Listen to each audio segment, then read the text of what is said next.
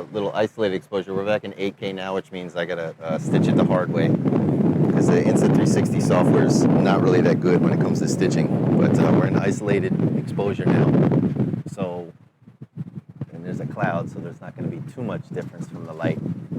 But whenever that cloud clears, you're definitely going to see more light coming from this side, and supposedly the lenses are going to be able to adjust particular light that they see. So on the side facing away from the sun, of course, they're going to open it up a little bit. Side facing the sun, going to close it down.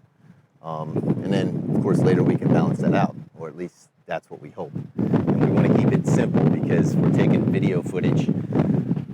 Video is bad enough when it comes to stitching later.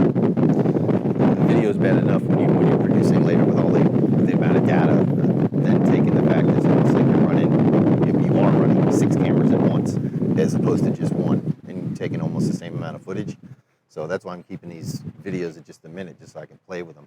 So I don't have to spend 2 hours doing a 20-minute video only to find out that I didn't like what I get because of one setting. That'd be crazy. So I'm going to cut it right here. That's about a minute, and we'll see what that looks like.